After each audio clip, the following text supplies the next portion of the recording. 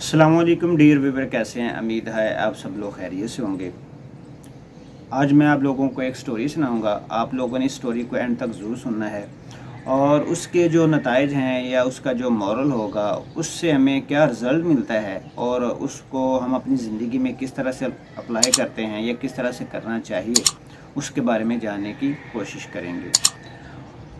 Dear viewer, एक दफ़ा एक बादशाह और उसने अपनी राया के अंदर ये ऐलान किया हुआ था कि जो भी मुझे कोई अच्छी बात बताएगा मैं उसको 400 दिनार बतौर इनाम दूंगा।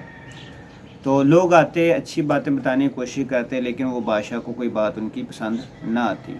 एक दिन हुआ ये कि बादशाह अपने मुलाजमीन के साथ, अपने जो उसके वज़रा थे उनके साथ अपनी राया की विज़िट करने के लिए या अपनी राया को देखने के लिए घोड़ों पे सवार होकर निकला हुआ था। अपनी राया को देखने के लिए वो निकला हुआ था। तो उसने देखा है कि एक बुढ़िया माँ है और जिसकी उम्र तकरीबन को 90 ईयर्स 90 साल के पास है और वो जैतून के दरख्त लगा रही है। और वो बादशाह उस बुढ़िया के पास जाता है और उसको कहता है कि ए बुढ़िया, तू जानती है कि तेरी जो उम्र है वो 90 प्लस है या 90 के लगभग है और हो सकता है कि तू जल्द ही मर जाए या 5 से 10 साल तक तेरी उम्र हो और तू मर जाए। और ये जो जैतून का दरख्त है ये कम से कम 15 से 20 साल लेता है बड़ा होने में और उसका जो फल है वो आने में। तो आपको तो इसका फल खाना नसीब नहीं होगा। तो बुढ़िया आगे से जवाब देती है कि बादशाह सलामत, जिन दरख्तों का फल हम खा रहे हैं वो दरख्त हमारे बड़ों ने लगाए थे और उनका फल हम खा रहे हैं, और ये जो दरख्त मैं लगा रही हूँ इसका फल मेरी आने वाली नस्ल खाएगी।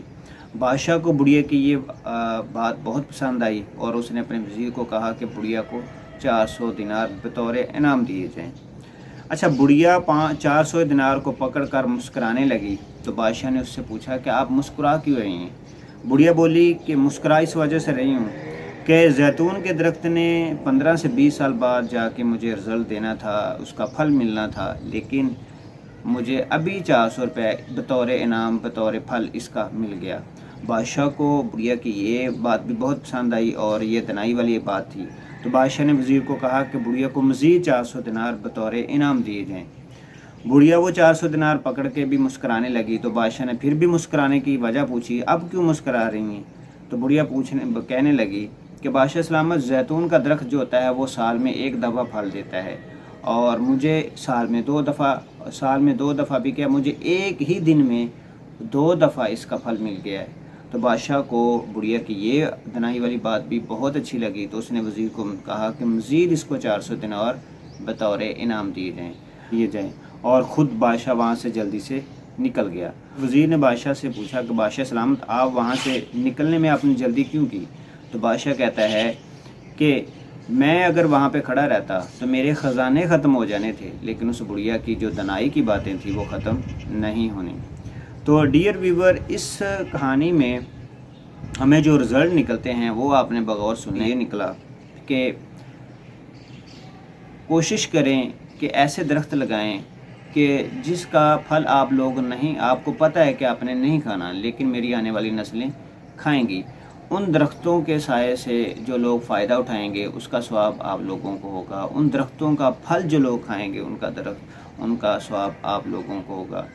ऐसे फल लगाएं जो लोगों के लिए आसानियाँ पैदा करें। आप भी एक दरख्त की मानद हैं, हम लोग भी एक दरख्त की मानद हैं। मेरे से एक ऐसे काम होने चाहिए जिससे दूसरी इंसानियत को फ़ायदा हो। मेरे से ऐसे बोल नहीं निकलने चाहिए जिससे दूसरी इंसानियत को दुख पहुँचे। मेरे से ऐसे काम नहीं होने चाहिए जिससे दूसरी इंसानियत को ठेस पहुँचे, जिससे दूसरे लोगों को नुकसान हो। दूसरा इसके अंदर ये था कि डियर व्यूअर, बादशाह जो पहले लोग होते थे वो जो कॉल करते थे या जो बात करते थे उस पर पक्के होते थे, यानी कि वो अपनी कमिटमेंट के ऊपर 100% होते थे कि जो उन्होंने बात कर दी है उसको पूरा करना है।